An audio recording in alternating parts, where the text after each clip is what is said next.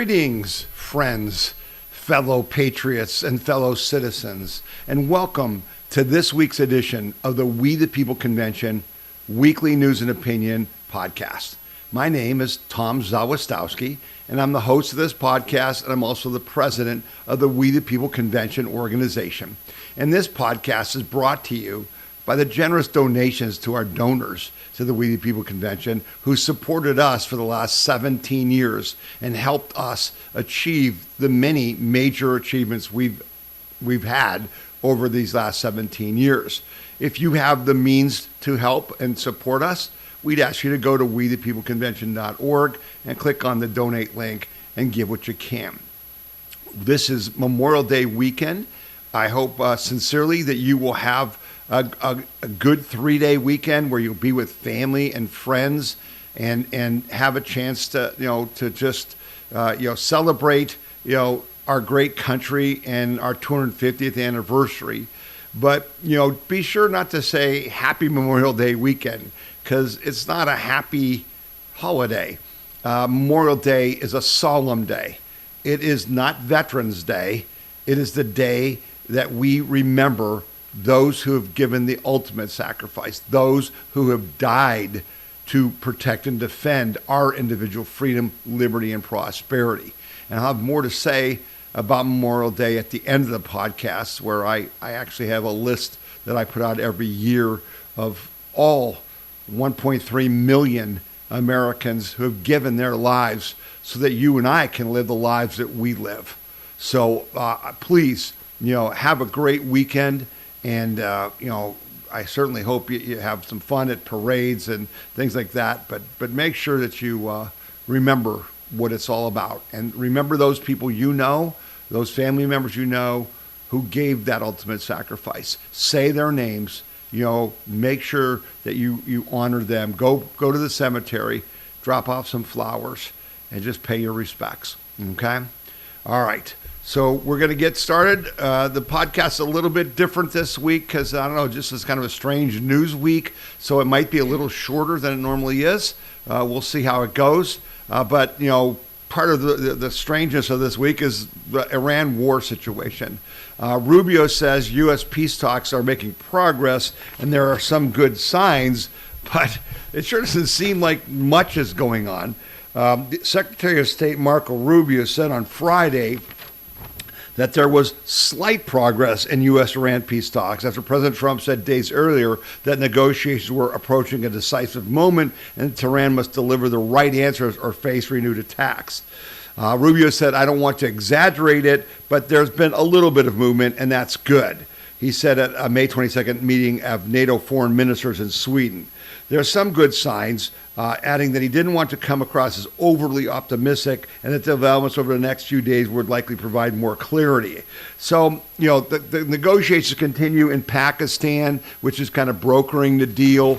Trump, was going to attack this week and called it off. He said on social media earlier this week that leaders from Qatar, Saudi Arabia, and United Arab Emirates urged him to hold off on resuming strikes against Iran because negotiators believe a deal will be made. I don't know. He said, believe me, if we don't get the right answers, it goes very quickly. We're all ready to go. We're in the final stages of talks. Either we have a deal or we're going to do something that's a little bit nasty. Ideally, I'd like to see few people killed, or as opposed to a lot. We can do it either way. I personally am stopped. I'm not believing Trump anymore, and I certainly don't think the Iranians believe Trump anymore. This, I'm going to bomb you, and you never do. That's Chicken Little, sky is falling type stuff. And, I don't know. We'll see what happens. Literally, we're doing this podcast on Saturday, May 23rd. There could be hostilities resumed this weekend. Trump is not going to his son's Don Jr.'s wedding. He's going because he said he had to be at the White House. Lots of people reading into that something's going to take place. I have something more to say about that later in the second half of the podcast. But, the things just continue, kind of moving as they have. U.S. Marines boarded an Iranian tanker in the latest blockade enforcement. They boarded an Iranian tanker on May 20th amid concerns the vessel was attempting to violate the U.S. blockade. They went on the boat, they searched it, they turned it around. So the blockade is working. But you see things like the Iranians are putting out maps saying, yeah, we're going to control this part of the Straits of Hormuz, and there's going to be tolls. These are international waterways. You don't get to control that when there's other nations that have to get, their oil out of there.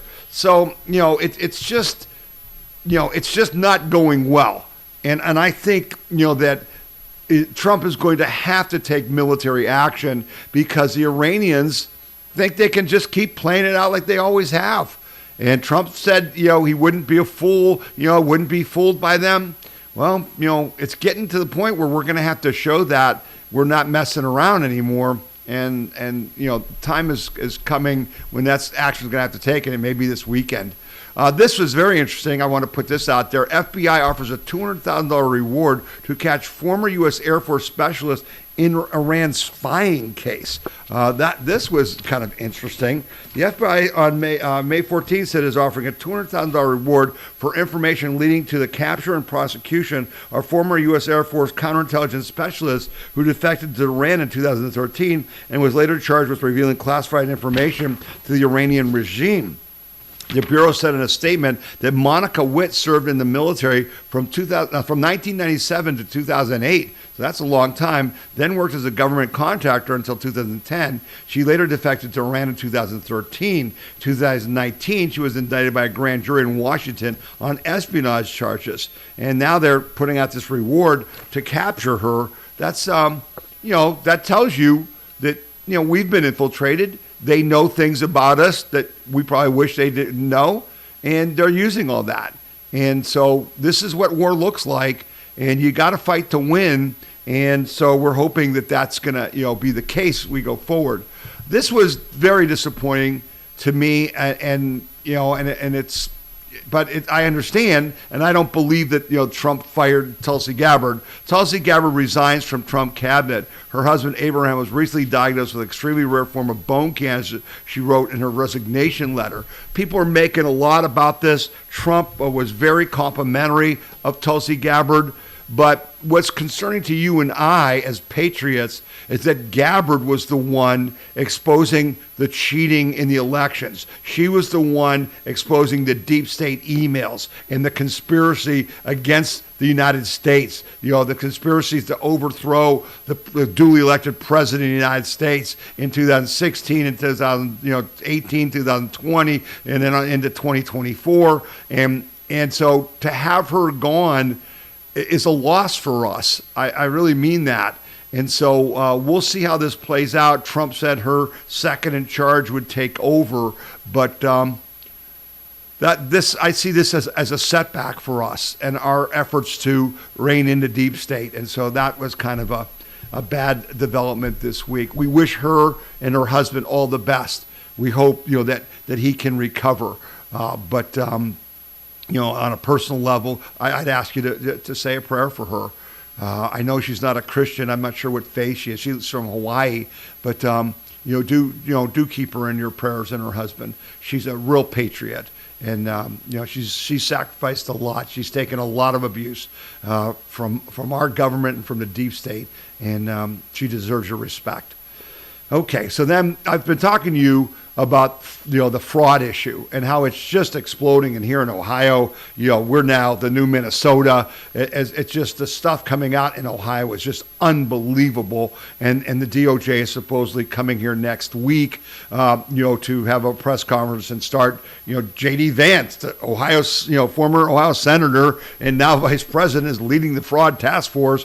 We want to see action in Ohio. We want arrests. We want charges. But most of all, as I've said to you guys, we want multiple things. We want money recovered. We want our money back. We want people charged and convicted and punished, government officials and the fraudsters, and we want the money taken away from these programs because obviously if you steal $9 billion in Minnesota for these, senior citizens programs, or here in Ohio where we're paying immigrants and illegal immigrants to take care of their grandparents, we're paying them $1 billion. Yeah, you can cut that $1 billion because it ain't going to anybody that needs it, right? So what I'm trying to do is give you evidence that that's happening. This is the first of three stories. Amy Brock, the woman behind the Feeding Our Future fraud scandal, was just sentenced, okay? Not charged, convicted, and sentenced. Amy Brock, B-O-C-K, a woman accused of coordinating the $250 million Feeding Our Future scandal in Minnesota, was just sentenced to more than 40 years behind bars for her role in the schemes. And basically, Brock was also ordered to pay $242 million in restitution. This is the equivalent of a life sentence for Brock, who was 45 years old. That's what you and I want to see. We want her charged. We want her in prison and paying a big price. We want our money back, and they're saying they've got that. Okay, this was a vortex of fraud, and you were its epicenter, says Judge Nancy Brazel to Amy Brock. A sentence of less than 500 months would not do justice to the people of Minnesota, who in a very, very real sense were victims of this fraud. Not to mention you and I, because a bunch of this money was federal money. So there you have. That's what we want to see. Someone identified, charged, prosecuted, charged, convicted, going to prison, and getting as much of the money back as you can get. Now, take that money out of the budget, Congress, right? Take that out of the budget. This next one, is a follow-up to that. DOJ, indicts 15 people in the Minnesota healthcare scandal. A grand jury indicted 15 people this Thursday for alleged healthcare scheme that illustrates a culture of fraud in Minnesota, the FBI and the Justice Department announced. It is a crisis in Minnesota, claimed Colin McDonald, Assistant Attorney General for Fraud Enforcement, in a DOJ press release. FBI Director Kash Patel posted on X that the FBI and Justice Department's investigation revealed the defendants allegedly fraudulently obtained over $90 million from tax dollars, thereby preventing those funds from going toward legitimate Medicaid recipients. No, that's not true. That's not true. Legitimate Medicaid recipients got their money. This was money that was going into the pockets of thieves. And so this is what's wrong, Kash Patel. This is what's wrong. Because nobody who needs aid isn't getting it. The fact of the matter is, most of the people getting aid don't deserve it. Got that? Nobody that needs aid in this country isn't getting it. The fact is, the majority of people getting aid don't deserve it. That's the truth. These charges involve the two largest Medicaid fraud cases ever charged in the district, and the first of their kind, charges involving 7 additional Medicaid programs. Among these programs, Patel cited examples such as housing stabilization service, child care, Medicaid programs, individualized home support, and more. Okay? That's great. But don't get it wrong, Cash. Don't get it wrong. The money that the fraudsters took, it didn't deny anybody. Okay? They still got theirs. We need to cut those funds. This is, can you make that point to people this weekend when you're having your picnic? Okay, you're at the parade, you're talking politics, and say, no, here's the thing about the fraud. Okay, not only are they stealing your and my money, we need to get the money back, and we got to stop funding people because we're being ripped off. That's the message. So this was a good thing to see because Nick Shirley, the YouTube guy, is the hero of all this. Owner of daycare and viral Nick Shirley video charged in $4.6 million daycare fraud scheme, prosecutors say.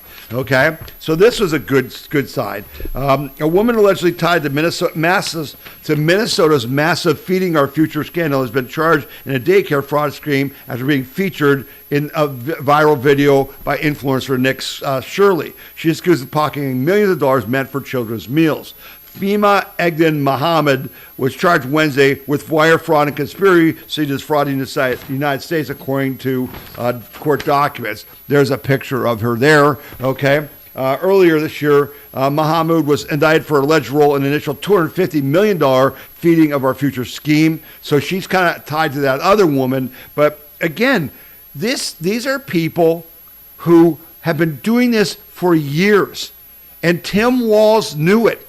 And so did the Attorney General in Minnesota. And so did all the other government workers. In Ohio, it's becoming clear as a bell that people knew this was happening and did nothing. Not people, government employees, government elected officials, both Republican and Democrat. And this has got to stop. And so hopefully you're going to see more and more on this because, it's every day now. And by the time we get to November, the fraud's going to be in the $1 trillion range or more. It's just a fact. But again, when you see your congressman this holiday, right, because lots of them will be walking in parades and things, and I'll have something to say about that in a minute, okay? Talk to them at picnics and things. You're going to see some of these congressmen and say, you got to cut the money from the fraud. No, you're lying to us when you say this money is needed. It obviously wasn't needed, okay? Look what Dr. Oz is doing in Los Angeles, where 50% of the adult case centers are frauds. Cut the money. That's the theme of the fraud story here this week. Again, Trump is working on all levels. He's confronting the fraud, but he doesn't stop with other things. Border czar says federal government working on to increase deportations. Homan says in a new interview that more than 800,000 people have been deported since the start of the second Trump administration. Okay, and that's not a bad number. Okay, 800,000 in what has it been, a year and a half? Not even, right? Not even a year and a half, and that's not counting over 2 million who've self-deported. So let's just say we're around 3 million. But we need to get rid of 10 million, all right? And most people think we need to get rid of 20 million. And the fact is there's probably 50 million people here who are not, real Americans. They came here by hook and by crook. They never assimilated, and that's part of our problem. But the ones that the Biden commies brought in to destabilize our nation, to skew the census, to skew the congressional districts, okay, those are the ones that Homan is working on. And yes, a lot of them are criminals. White House designated border czar Tom Homan said in an interview published on May 20th that the administration is working to increase the number of deportations amid a slowdown following a leadership shakeup. Yeah, but also the defunding of ICE and DHS. Yeah, it had an effect. We are after everyone, but again, you've got to prioritize those who are the biggest threats to our national security and public safety, Homan told the Washington Examiner, referring to illegal immigrants who are being targeted for deportation. Homan acknowledged that numbers are slightly down, but there's a plan with the administration to get them back up and go even higher. I'm happy with the number right now. He said, am I happy with the number right now? No, I want more. Even though that numbers are historic, I want more. Homan highlighted the administration's record on deportations. Since President Trump took office, for the second time, a total of 800,000 illegal immigrants have been sent out of the country. If you take 60% of that, criminals, hundreds of thousands of public safety threats have been removed from this country. Name me another president who's done that. Nobody's done that, okay? These are criminals. That's why the crime rates are down across the country, okay? There's multiple benefits to this, all right? The border czar know that the Department of Homeland Security, which oversees ICE and border operations, was mired in a shutdown for months in the wake of 2 shootings in Minneapolis that involved federal agents earlier this year. Democratic lawmakers said they would not fund DHS unless assurances were made that ICE officers would be required to wear cameras and remove their masks. That's not going to happen. But guess what? It's still not funded because of the cowardly Republicans. We'll talk about that at the end of the podcast. Cowardly Republicans, okay? This was a good story as well that was posted. The Trump administration is onboarding more than 80 new federal immigration judges, the largest class in history, to accelerate deportations of dangerous illegal aliens and slash the massive court backlog. So what's going on here, folks, is that the Bidens and Obamas and those people, they would put leftists in these roles as immigration court judges, and then they would not deport people. They would just, we'd catch them, we'd bring them to court. They don't have a right to asylum, and they'd still let them in. So Trump is removing those people and bringing in 80 more people who are going to do what we need to do. That's going to accelerate the deportation. You needed to know that. These are the little things that Trump's team is doing every day that make a huge difference. Okay? But so, in all the news and all the ballroom and the pond at the Lincoln Memorial pond controversies that aren't controversies, the distractions, the UFO files that are released, there's real meat going on. ICE is deporting people every day, and they're accelerating that. And now they have 10,000 agents. By the end of this year, the number is going to be way higher, way higher. And again, Trump has been, I told you last week, we blew up some more drug boats, okay? And Trump said, from the sea, we've just about stopped, the drugs coming in, but we're still working on the land, and we're doing that. Well, here's proof. Again, Trump, is serious as a heart attack. And when he says things, he means it. CBP seizes more than $500,000 worth of cocaine at the border. $500,000 of cocaine. U.S. Customs and Border Protection continues to make large-scale drug seizures along the U.S.-Mexico border that far surpass years prior, with one of the latest encounters, more than $604,000 worth of cocaine are shared exclusively with the Epoch Times. A K-9 alerted to a vehicle attempting to enter the United States at the Orlando International Bridge entry in Texas on May 1st. After searching the car, agents discovered about 45 pounds of cocaine. The driver was identified as a 47-year-old Mexican citizen. Homeland Security investigation agents arrested the individual and began a criminal investigation.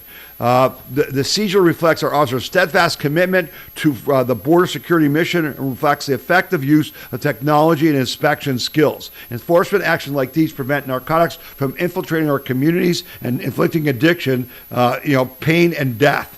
About 2 weeks later, CBP officers seized about 1,645 pounds methamphetamines at a Far International Bridge cargo facility in Texas. The illegal narcotics concealed in 307 packages hidden within a tractor-trailer hauling lattice from Mexico was worth $14.7 million. So the fight continues, and again, it's supply and demand. Now, I feel it must be crazy. Maybe I'll have to look this week. And if any of you know this information, I wonder, what the price of drugs are in the United States. Illegal drugs. Because if we're shutting off this cocaine and fentanyl and methamphetamines and stuff, it's got to be getting really more expensive for people who are drug addicts to buy the drugs. So if you know anything about that, I hope you're not an addict, but if you know something about that, write to me at info@wethepeopleconvention.org and share that with me. But there's got to be an effect. I do hear that fentanyl deaths are way down. That's China's war. Remember, all the fentanyl in Mexico is made with Chinese ingredients. That's a fact. China was killing our war-age, military-age young men for the last 10 years. They are killing us with fentanyl as part of their war on us.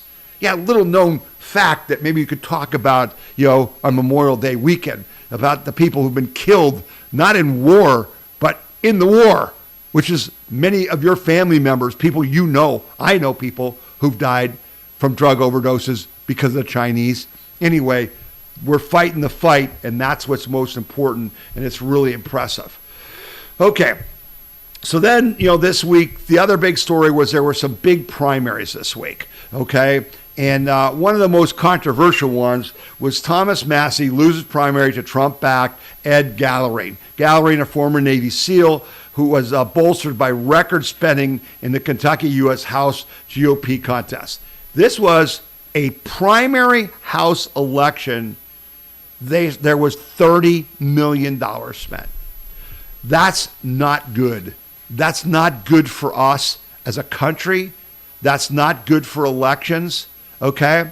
Thomas Massie, I I was privileged to be on KRC 55 in Cincinnati on election morning, Tuesday, and I came on right after Thomas Massie was on the air defending himself. And before Thomas Massie came on, and after Thomas Massie came on, and I came on, there were these horrific radio ads lying about Thomas Massie.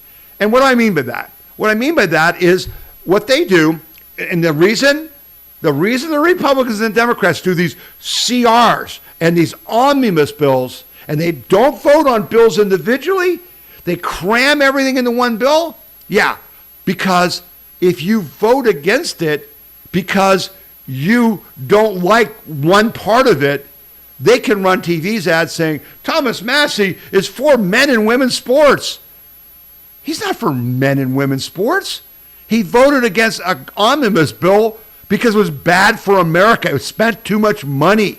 They did something you and I wouldn't want them to do. Do you see what the game is? Well, here's the worst part. 3 billionaires funded the anti-Massie campaign. And they won because they could and President Trump was right there. He called Thomas Massie every name you could call him. Now, you may disagree with me. Feel free to write me, info@wethepeopleconvention.org. My position is this. Thomas Massie has really strong constitutional values. He's a libertarian, okay? And we know that's a problem because libertarians aren't practical in a lot of ways. The problem is that the Republicans help work to make the House and the Senate close so that people like Thomas Massie can really gum up the works with one vote. And so then they can be demonized. The problem we have is not Thomas Massie. It's that we don't have enough Thomas Massies. If we had 150 Thomas Massies, we'd all be a hell of a lot better off. And because of the Supreme Court ruling on redistricting, and I'm going to be talking about that here in a second, okay, where we're going to spread the House, the gap. It's not going to be 4 seats. It's going to be 20 or 30 or 50. Then the Thomas Massies serve a good role because in committee, they're arguing, they're pushing RINOs to become conservatives. They're pushing the things that make good fiscal sense, right? So he's not a threat if we get a bigger, majority, but he is a threat if you need that one vote. And I blame Thomas Massie, to be fair, that he isn't practical. I understand you got to fight your values, and he does that. But at some point, you got to understand politics is a team sport, and he needed to say, okay, I fought as hard as I could. I couldn't sway you, so I'm going to vote with the president on this bill because we need it. All right? It wasn't a good look. All right? It wasn't a good look. But the bottom line is, this was as clear a statement of Trump's power that we've seen. Flat out, it's been unbelievably demonstrated that Donald Trump has the most power of any president in modern history. I am convinced, here we are in Ohio, right? I know Jim Jordan. I've known Jim Jordan since we elected him in the Tea Party, okay? And Jim Jordan, the Republicans have hated Jim Jordan. They have redistricted him numerous times, trying to attack him. They've run people against him, and he's always won because the people in his district supported him. You know what? After Thomas Massie, I'm convinced that if Donald Trump wanted to remove Jim Jordan and he endorsed somebody else, Jim Jordan would lose. That's a hell of a statement. If you're one of our listeners, viewers in Ohio, you're probably going, whoa, that's a big change. Because I'm telling you right now, until this week, I would have never said that. But it's happening all over the place. Here's Trump's record, all right? This is a little meme, May 19th election update. 37 wins, 0 loss. President Trump's endorsements, he won 100%. He was 10-0 in Pennsylvania, 6-0 in Alabama, 6-0 in Kentucky, 9-0 in Georgia, 5-0 in Idaho, and 1-0 in Oregon. He's reshaping the Republican Party. I wish he would get rid of more RINOs. And we took a big step this week because he endorsed someone against the pharmaceutically owned Cassidy in Louisiana who lost his primary. He's gone. That guy was a total RINO. He needed to go a long time ago. That's big, all right? We need that. We're seeing Trump, act in other races that are going to help us, but not enough. He still endorses way too many. So it was a big deal, and there's been big ramifications that this week Trump endorsed Ken Paxton, the Attorney General of Texas, in the Senate race against John Cornyn. Trump gave Cornyn and Thune every chance. Pass the SAVE Act, have it on my desk by June 1st, and I'll stay at it. Ken Paxton said, if Cornyn will fight for the Save America Act, I'll drop out of the race. Yeah, he didn't, because Cornyn's a RINO. He's not a Republican. He's a damn Democrat, just like Thune and McConnell and Murkowski and keep going, Collins and keep going, Tillis and keep going. Okay, so that was a big deal. I just saw something this morning. Paxton was kind of leading Cornyn by 2 or 3 points. Yeah, after the Trump endorsement, Paxton's winning like 54 to 36. He's going to be a senator. He's going to be a hell of a good senator. Ken Paxton is as MAGA as you can get, and it will be great to have him in the Senate. All right, and this crap about, how did he get rich? And they tried to destroy the guy, and like Trump, he fought back, and he defended himself, and now he's going to be a U.S. Senator. That's what we need to see more of. Trading Cornyn for Paxton? Yeah, we'll take that every day, okay? Now, I said that, this all ties in to the redistricting and the fall elections and all this stuff. This was a really good story that I sent out to you by text and email. And if you aren't getting our texts and emails, go to wethepeopleconvention.org, right on the front page, click on, to sign up so you get this, because there's things that break, particularly in Trump time, that you need to know about, okay? This was from that loudmouth, not very smart person, Stacey Abrams. End of racial redistricting will change state legislatures as well. This was really insightful because no one's been talking about this. I've been focused on the House seats, and I've shown you the maps, and that map there kind of showed, where the Republicans were getting more House seats because of the racial redistricting being undone thanks to the Supreme Court. And it's happening in Florida, and it's happening in Missouri, and it's happening in Tennessee, and it's happening all over the place. And as I said to you, this is key because every one is 2. Because if in Tennessee, when they redistrict Memphis, and the white guy who's representing the black people gets replaced by a black woman who's a Republican, that's 2 seats. One they don't have, one we do have. Okay? I've been talking all about that. This may be equally important, and you need to know about it, and you need to talk about it and share this story. Stacey Abrams admits Democrats are losing the redistricting battle, and it goes far beyond Congress. Former Democratic Representative from Georgia, Stacey Abrams, admitted that not only is the Republican redistricting push in the South projected to hand Republicans an additional 19 to 20 seats. 19 to 20, you need to understand, means 38 to 40. They're each 2. One they don't have, one we do. Huge. When you have a 4-seat, lead in Congress now, how much is a 40-seat lead? Yeah, that's how you get legislation moved. But it could also result in Republicans gaining as many as 191 additional state legislative seats. The state legislatures are going to change. The local dimension of redistricting has not typically been highlighted in recent weeks, yet is one that would likely carry a range of significant benefits and greater control for Republicans in those states. So now you can pass more conservative state policies in Louisiana, in Alabama, in Mississippi, in North Carolina, South Carolina, in Florida, in Missouri, in Tennessee. Okay? Abrams said, with these new maps, we know that analysis by Fair Fight and, get this, Black Voters Matter. Does that sound like Black Lives Matter, Stacey? Yeah, they just keep bringing it up, right? Black Voters Matter show that we could lose 19 to 20 congressional seats. But we could also lose up to 191 state legislative seats. And in the South, those state legislators draw city council districts, county commissioner districts, school board districts, and they draw state legislative maps. Oh, yes, they do. And that can change everything. And so if you want to know if your child is going to have fair and equitable access to education, what a lie, that will be diminished. That will be diminished if your families can't participate in elections and elect leaders who value your education.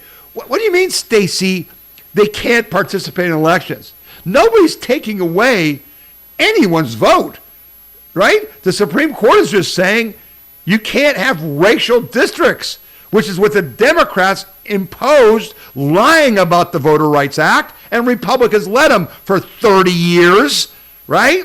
So they can keep the balance of power and keep you and I at bay by saying, oh, we can't pass the legislation you want. We don't have the votes. It's all a lie. It's all a scam, and the scam is being blown up, all right? And the effect is that Stacey Abrams' lies no longer apply. If you want health care in the South, it's the state's legislature that decides whether you have access. All the things that disproportionately harm communities of color will now be decided by people who disproportionately dislike and vote against the needs of people of color.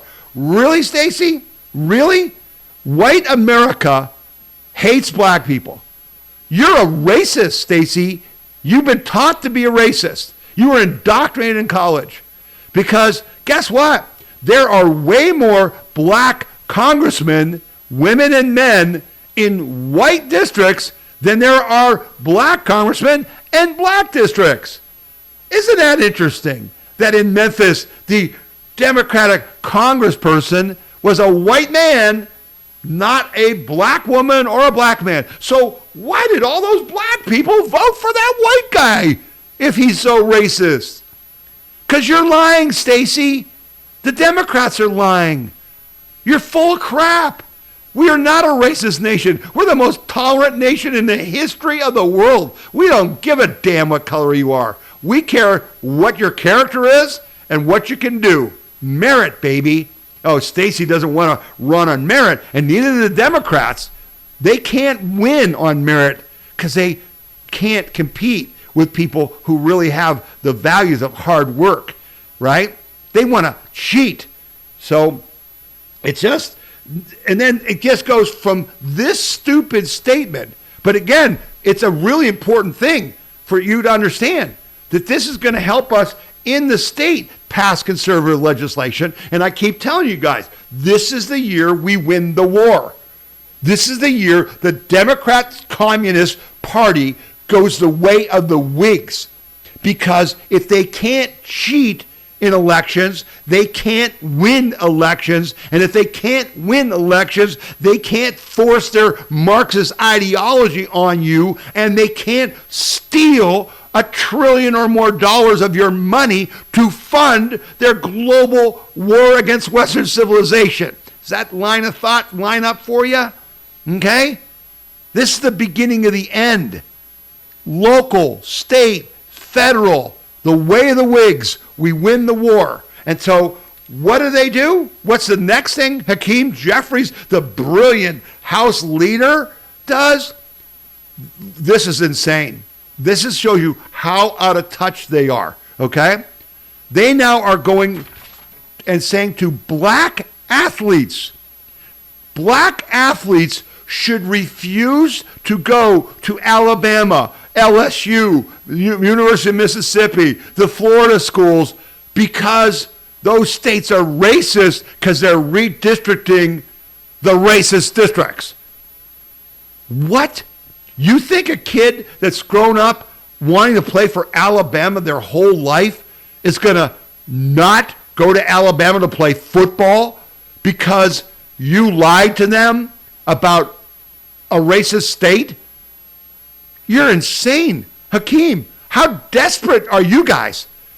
You're going to lose this, not only big, you're going to lose the black vote like you can't believe. Because guess what? The blacks in Mississippi want the best black players to go to Alabama, or Mississippi, I mean. The blacks in Alabama want the best black athletes to go to University of Alabama or Auburn. Right? You're a fool. You're disconnected from reality. And nothing proves that more than what happened this week.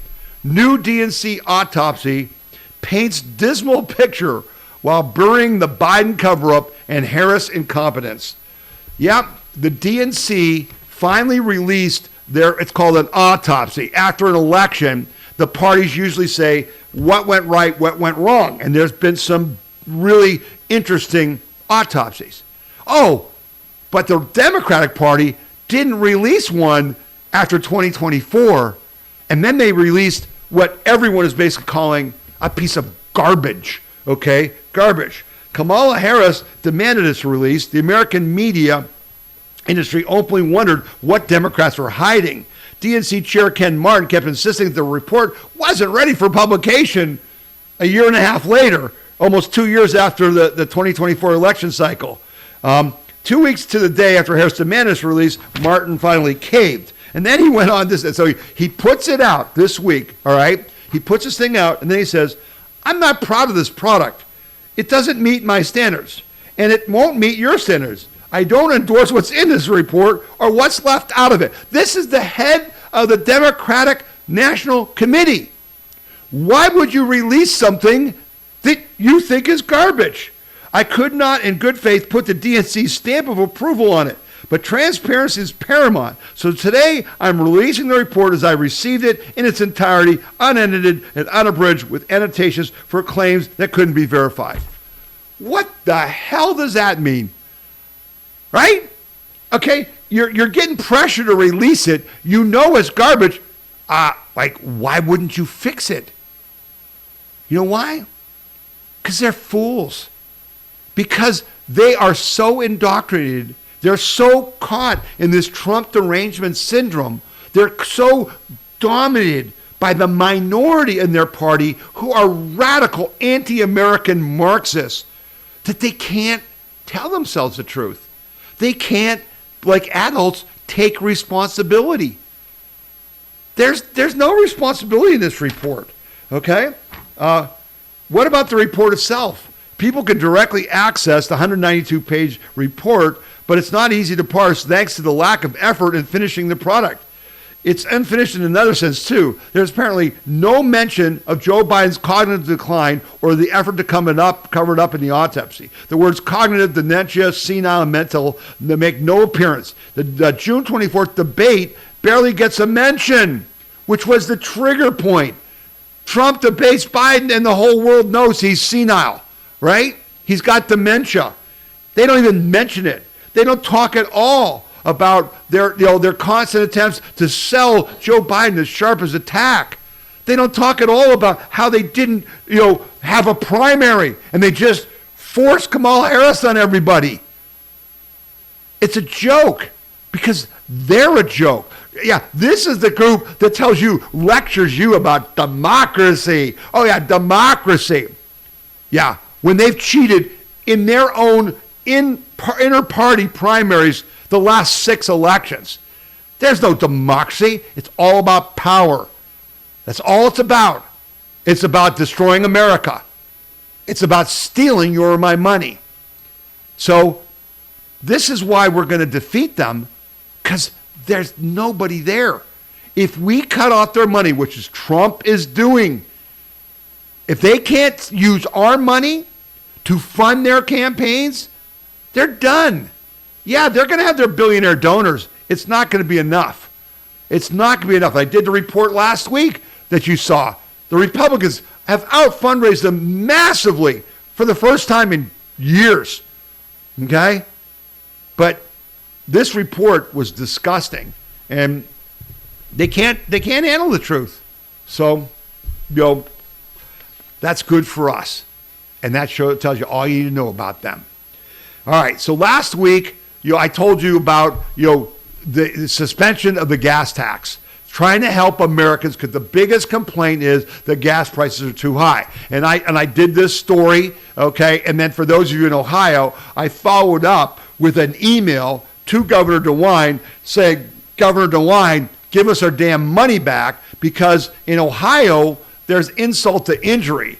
Not only did they not want to refund, or not, basically what we're asking for and what other states are doing is a suspension of your gas tax. In Ohio, it's 38.5 cents a gallon for gas and 47 cents for diesel.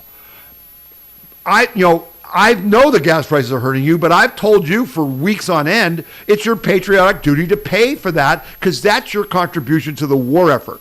And we've done that. Okay, this week's Memorial Day weekend, they were talking, travel would be way down because people can't afford gas.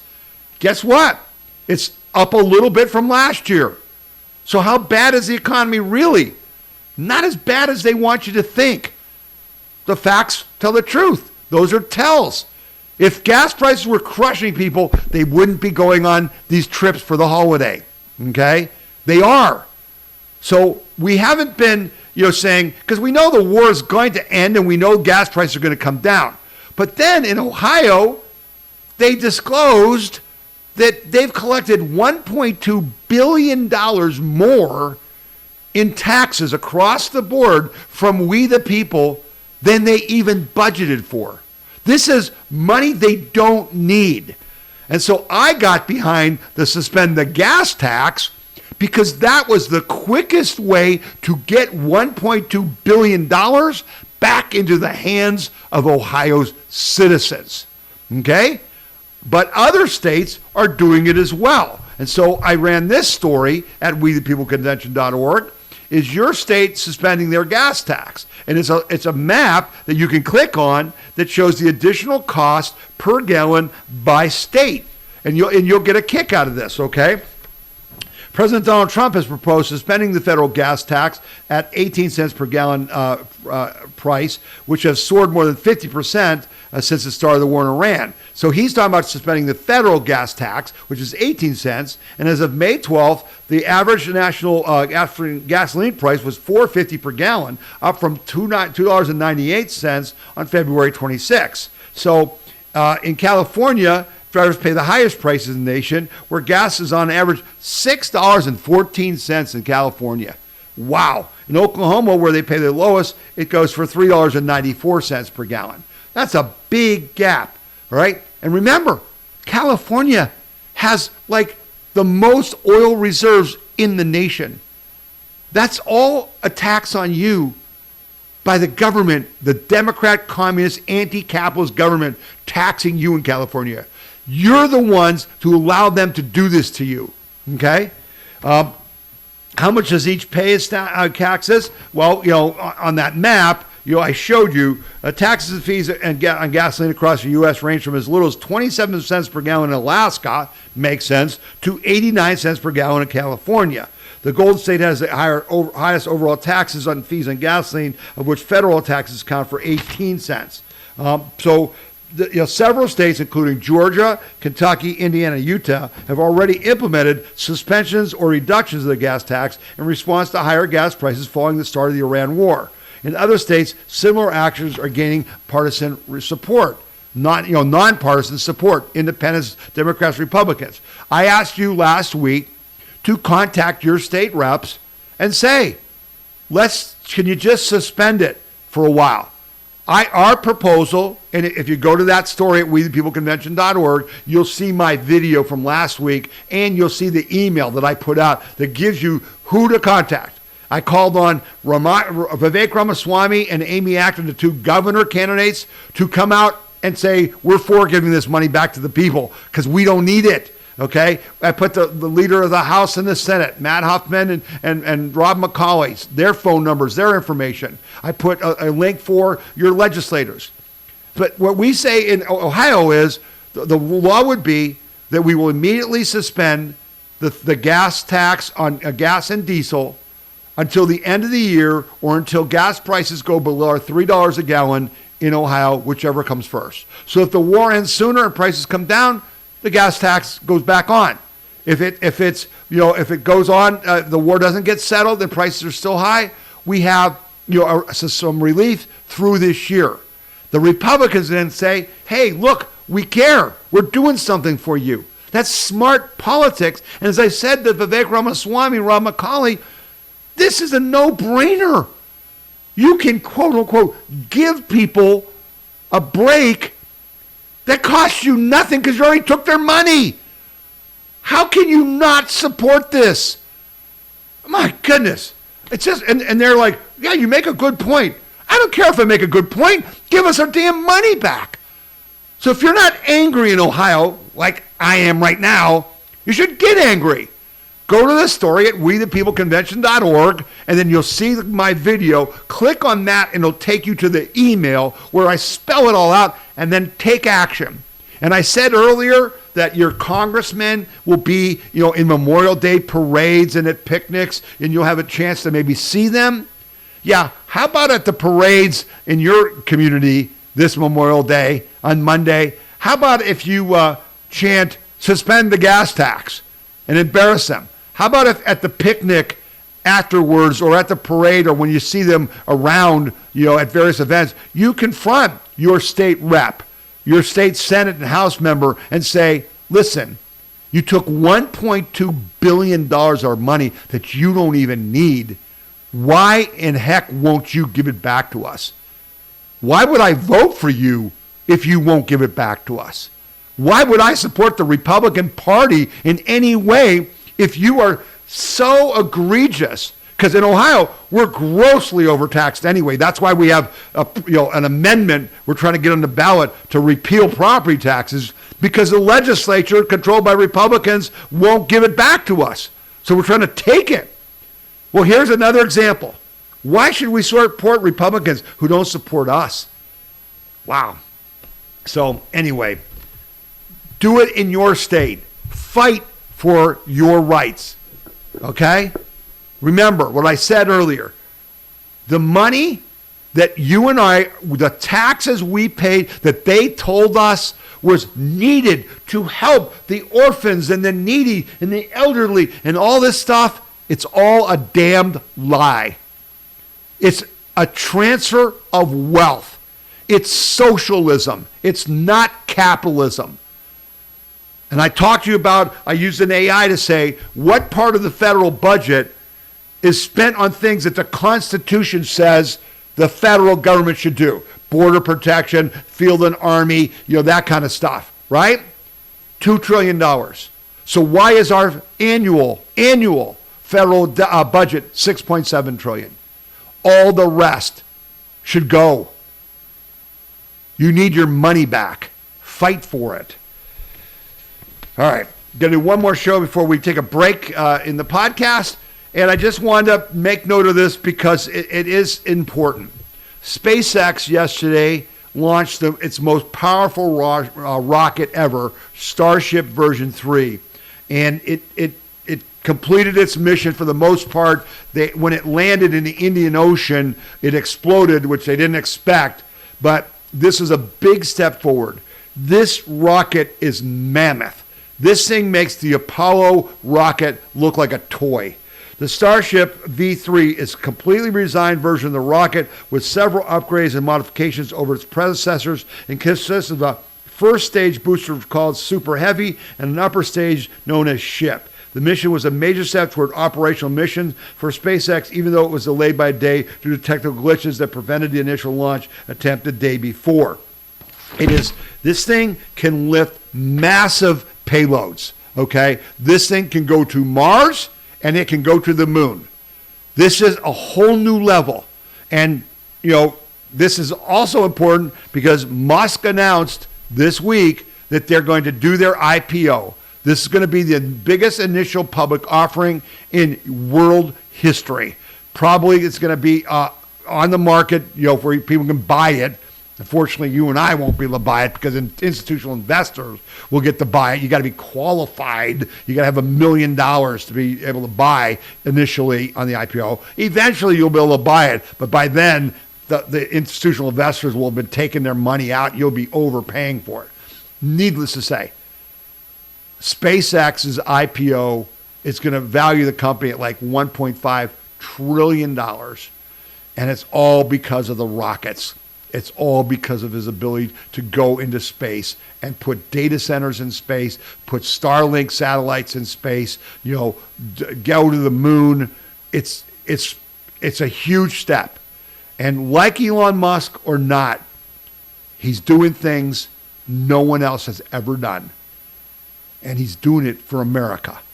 Okay? It's not Chinese. It's not in Europe. It's not in Russia. It's the United States. And this is the future. Space is going to be where the value comes from in the future. That was a big deal. You can see videos of it on social media, to see it take off and stuff. But I wanted to take note of that as we celebrate this Memorial Day, all right, as we honor our fallen. So I'm going to take a short break right now, and then we'll come back for the second half of the podcast. We appreciate you being with us. You've been listening to the We the People Convention weekly news and opinion podcast. My name is Tom Zawistowski, and we'll be back after these brief messages. The We the People Convention news and opinion radio program is paid for by donors like you. You can donate to the We the People Convention and support our cause by going to wethepeopleconvention.org or by sending your check in any amount to We the People Convention, P.O. Box 6211, Akron, Ohio 44312. When you're playing a video, including our podcast, you'll see this little cloud button. And if you click it, it'll actually download the video to your hard disk. And this works on our podcast page as well. If you're playing our podcast, and it's going to be loud, so I won't play it for much, but there's our podcast playing, and you can see this little, download button, okay? The other thing you got to notice on our podcast page is that there's a link here where you can send me a message about this podcast. Hey, it was great. Hey, I didn't like it. Something was wrong, or here's a correction, that kind of thing. You can use that link. And then these are the stories that I covered in this particular podcast. And you'll see there's links that go to the stories, to the articles that I used in reporting on that. So you can click on that.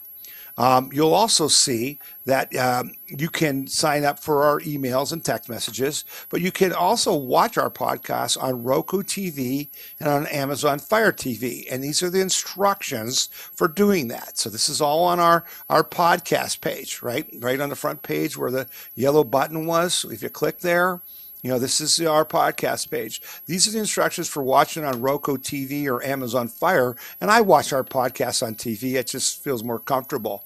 So you can do that. We're also on Rumble. If you go to Rumble, you should join Rumble.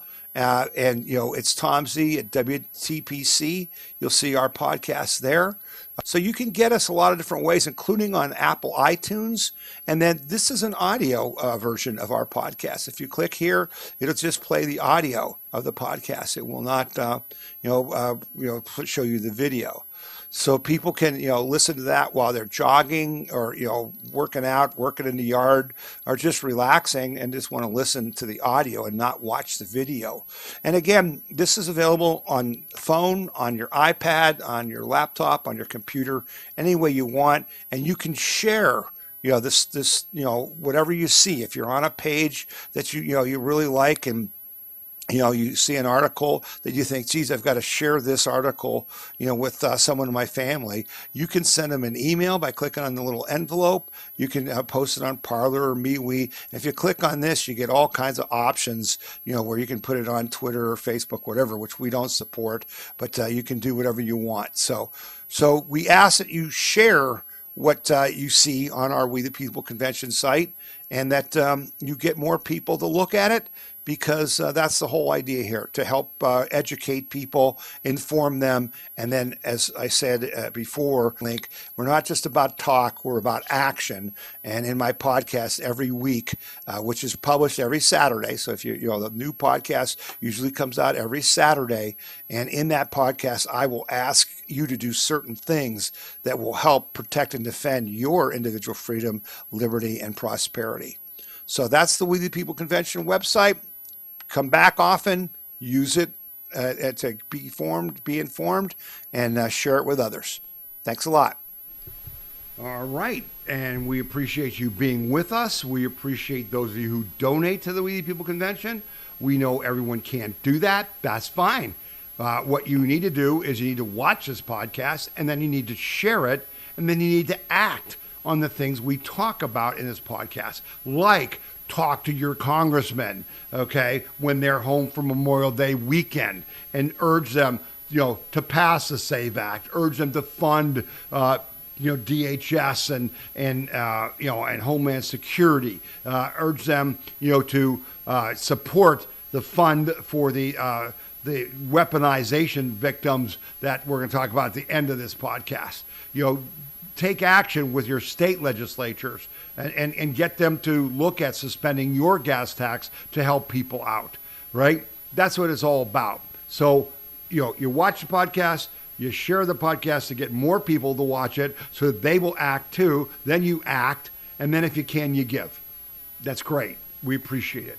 I also want to mention, that we are on Facebook and Twitter and Gab and MeWe and Instagram and Getter and Rumble and YouTube and Roku and Fire Stick. So we're there. Tom Z, WTPC, or We the People Convention. Please follow us. Please comment. Please share the things we post, because we do work hard to post some of these stories during the week so you can share them in other videos. We also have a chapters player on our podcast page that takes until Sunday for the AI to go through this podcast and break it up. But basically, you can look at, there's the video player that shows the whole podcast, and then there's a player below it that lists every story in the podcast, and you can just go down and go, oh, I don't know about that. Click, and it starts you right there. And you can click on it, and it'll give you a link that you can text or email or post on social media about that story that will take them right to the story. The chapters player. You'll love it. Use it. Okay? All right. So let's get on with the second half of the show on this Memorial Day weekend. I hope you're having a good weekend. I hope you're remembering that what Memorial Day is about. We'll talk more about that at the end of the podcast. But, thank you for being with us today. So we usually do international stories, even though we do the Iran war at the start. We've got some international stories here that we need to cover that are important. White House announces $17 billion farm products deal with China. So after Trump went to China, it was kind of like, well, what was this all about? What did we do anything? Well, some things are starting to come out. China will purchase at least $17 billion per year of U.S. agricultural products over the next 3 years, the White House said on May 17th. According to the agreement, China will make those purchases on top of the soybean purchase commitments it made in October 2025. China agreed to purchase at least 12 million metric tons of U.S. soybeans during the last 2 months of 2025, and at least 25 metric tons each year for 3 years after that. Basically, that's good for our farmers. That's good for America, right? Trump wanted to open up their markets. $17 billion is not, nothing. It's also up because they had dropped down to $8 billion. And so $17 billion is more than double that. So Trump did achieve something there, and that was good. China then did this, which was important. China eases restrictions on U.S. beef and poultry following the summit. China will soon see a surge of U.S. beef products. The beef export agreement is part of a series of preliminary deals announced by the Chinese Commerce Ministry on May 16th. Ministry spokesman called the discussions overall balanced and positive, while announcing that the countries will establish a trade council created an investment council, and worked together to remove trade barriers involving agricultural goods. As part of the deal, Beijing will provide a pathway for more U.S. beef processing plants to export to the Asian country while separately easing restrictions on U.S. poultry. More than 400 beef plants were unable to export to China over the past year after Chinese customs halted export clearances. President Xi Jinping pointed out that the essence of U.S.-China economic and trade relations is mutual benefit and win-win cooperation, and this is a case of that. Now remember, last week, and I hope you took advantage to watch the press conference about the DOJ's investigation into the foreign interference and price fixing in the U.S. beef industry at the 4 major producers of beef. That was a heck of a story. It's still on our website. You want to check that out. But it's good. Listen, it's what's happened to American ranchers is criminal. It's just criminal. Beef prices are what they are, not because they have to be, because of government interference. We got to fix that.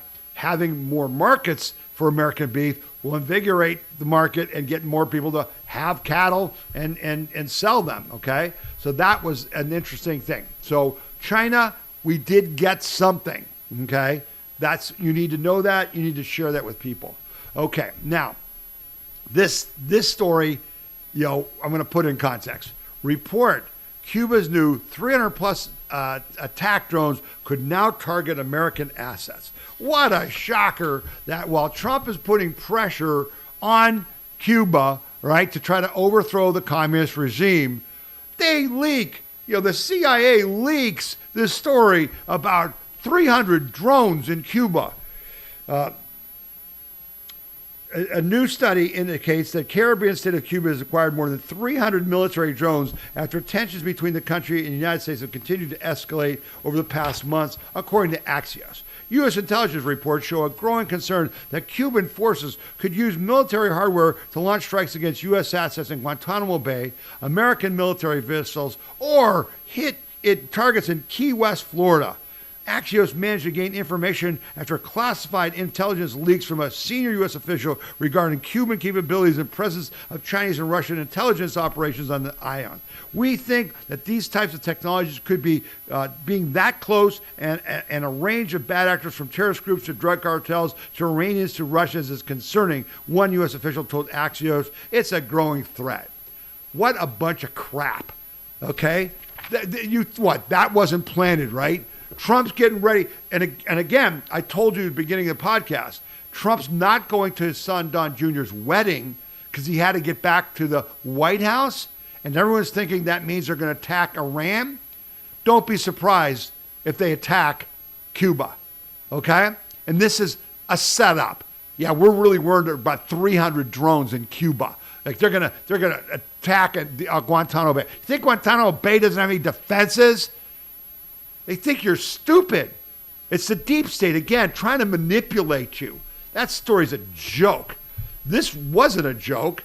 U.S. charges former Cuban leader Raul Castro with murder over the 1996 killing of Americans. Okay? So now Trump and Rubio are bankrupting the island. They stopped Venezuela from giving them free oil, which Rubio points out that isn't going to the Cuban people.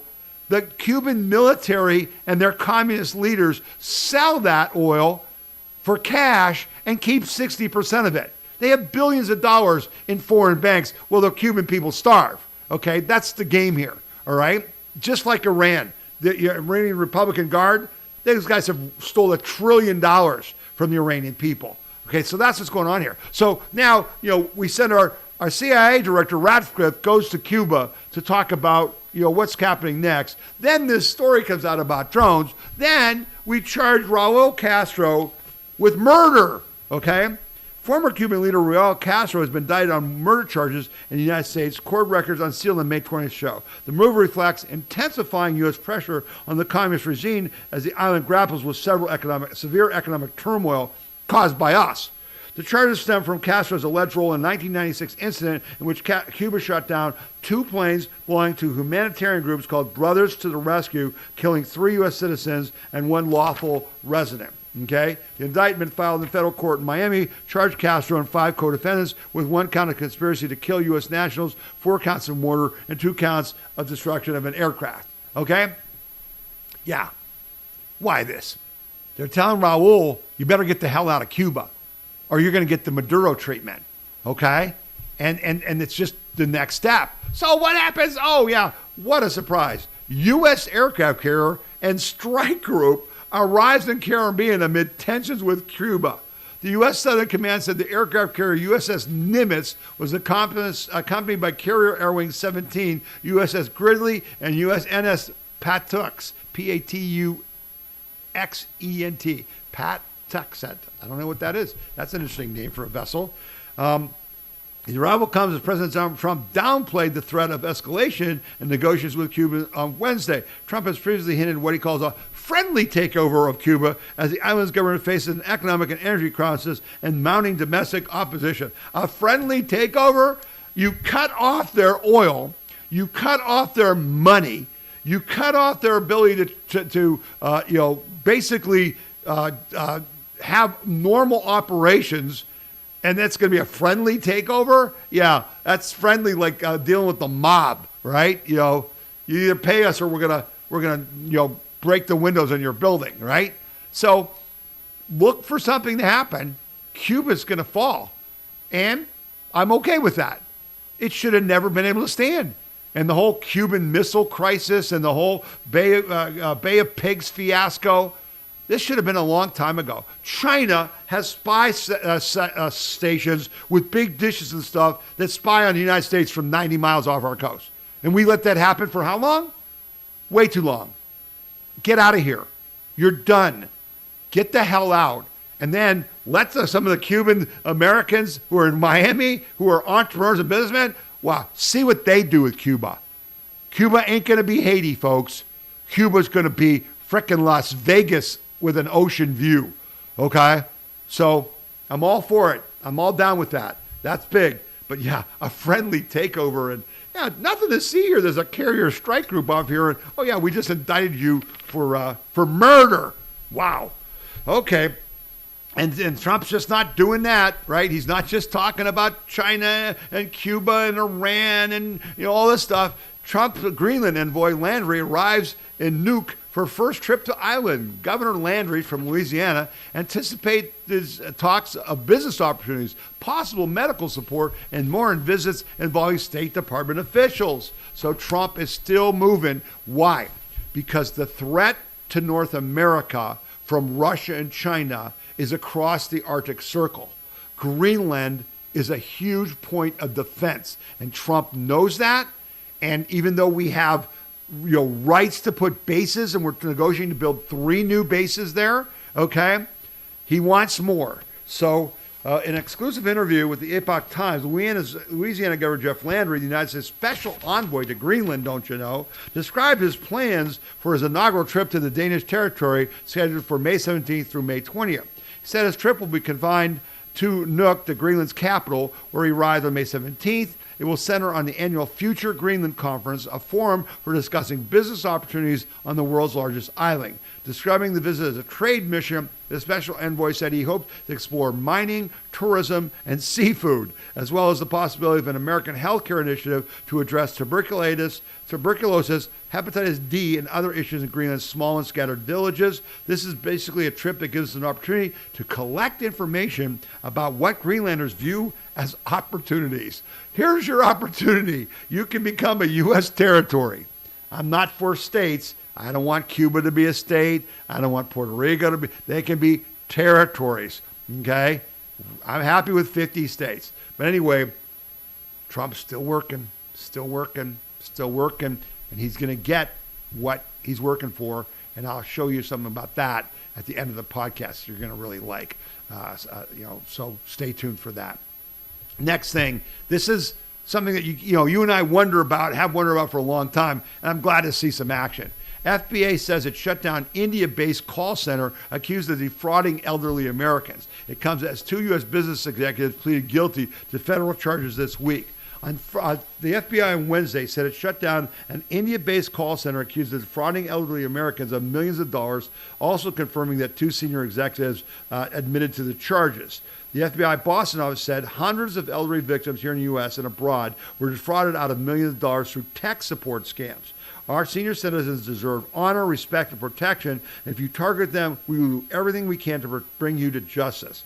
The announcement came as the Department of Justice issued a news release on Wednesday saying 2 business executives who are in the United States pleaded guilty. I'm just surprised that this hasn't happened way more often. These calls from overseas, you get them, I get them, they're constant.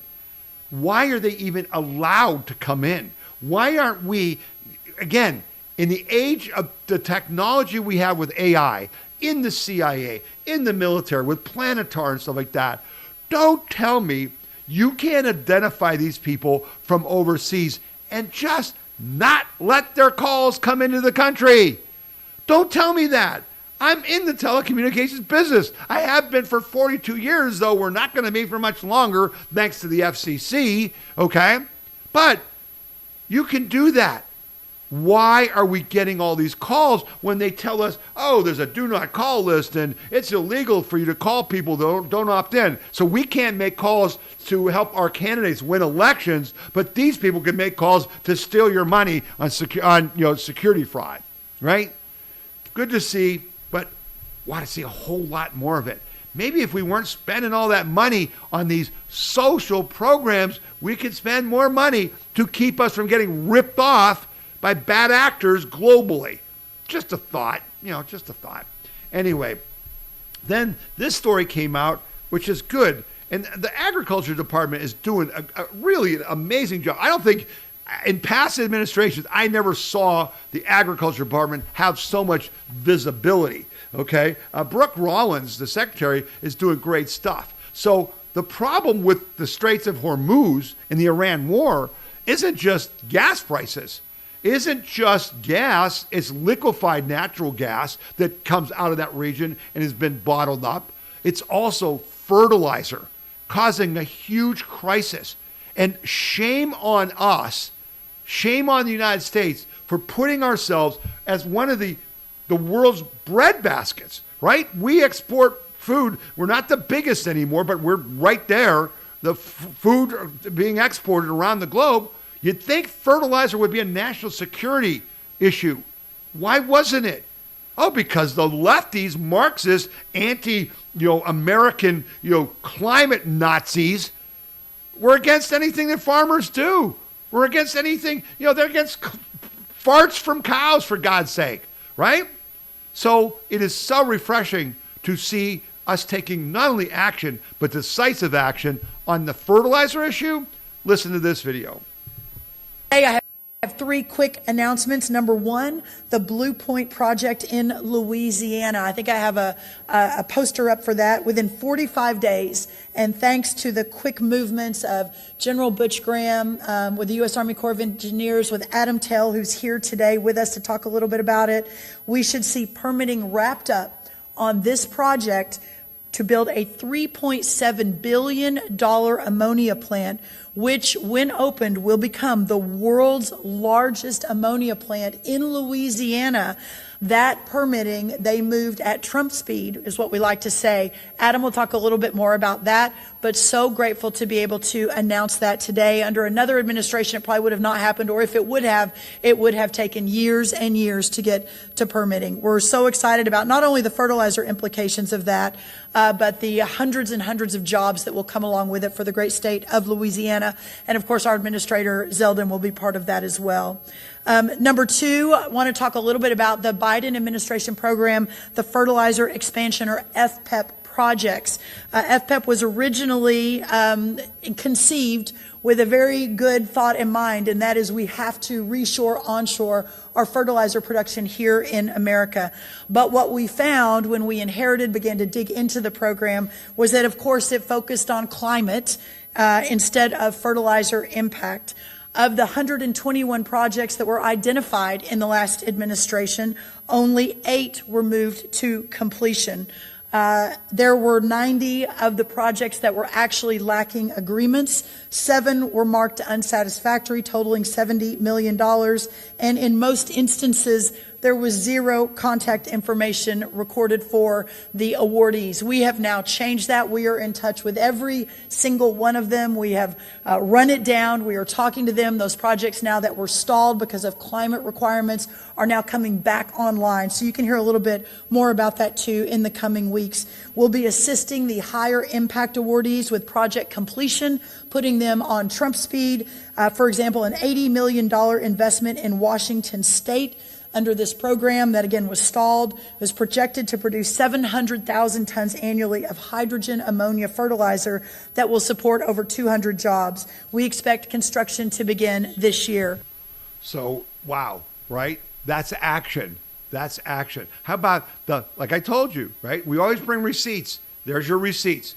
I said, the commies in the government, they were trying to crush American agriculture. They're trying to crush American cattle ranchers and farmers. The goal was to overthrow the United States. And all their actions were not to protect the environment and people. They were to cripple the United States.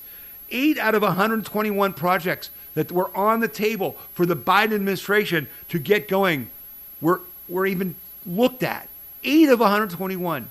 They stopped projects. Trump's starting projects. And these steps are expected to add 4.5 million tons of domestic fertilizer production per year and create thousands of new jobs. The U.S. currently imports a significant portion of its fertilizer needs. Global price spikes and supply disruptions can add thousands of dollars per acre in costs to farmers. There's no reason for this. Guess where fertilizer comes from? Natural gas. Who the hell has more natural gas than us? It's a travesty that this ever happened. And now Trump's fixing it. But doggone it, it just shows you how we've handicapped ourselves. Make America great again? Yeah, get the government the hell out of our way. That's what's happened. We've been destroyed from within. And that's why we need to make the Democrat Communist Party go the way of the Whigs.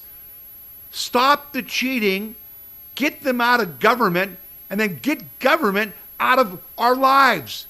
Reduce taxes, reduce what the government does because they don't do anything well, as this just shows you. Great news, great news. I want to do this story because, the propaganda just makes me so angry.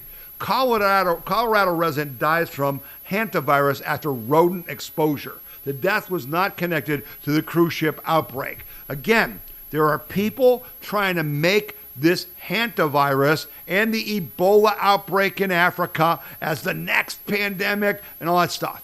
It's nonsense. This has been around for a long time, and it's very hard to spread, okay?